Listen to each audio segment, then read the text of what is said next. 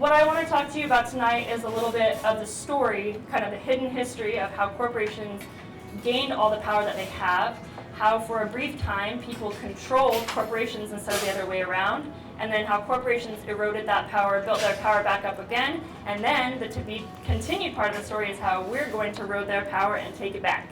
So that's going to be the agenda for the night. So there'll be some high moments and there'll be some depressing moments, but I promise I won't leave you feeling depressed.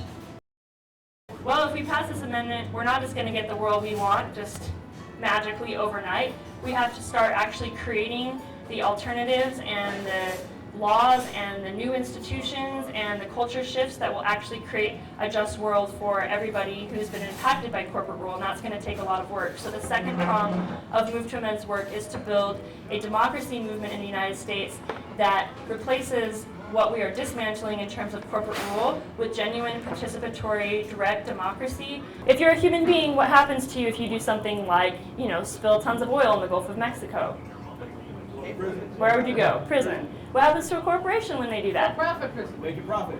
For-profit prison, and the corporation makes a profit and lives on. So this started back in the 1500s when people realized this is a really powerful tool. They didn't want to be responsible, so they were going to use this limited liability tool. That a corporation cannot actually exist without the explicit cooperation and collusion of the state. It needs laws, state backing, and state violence, frankly, in order to exist. So if you want to dismantle corporate rule, you have to recognize that it is a relationship with the political elite of the country. It is a relationship between political and economic elites. Power over other people is always both political and economic. You don't tend to have political oppression just happening over there and economic people being like, wait, what's happening? I didn't hear about that. They're all getting the memos. So 12 of the original 13 colonies at one point in their history were corporate charters. So they were literally corporate charter states, and the people who ran them were basically the CEO of that corporate charter state, and they ran it like a corporate charter state.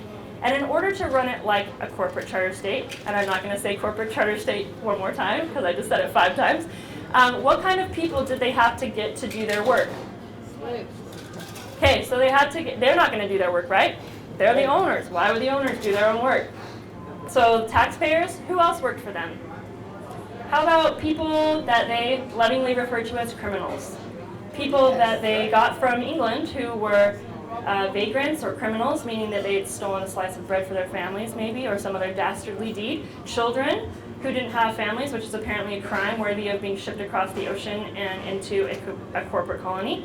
So they basically took the disenfranchised peoples of the world, or people who were disenfranchised and then disenfranchised them, and brought them over to the colonies and said, hey, work really hard.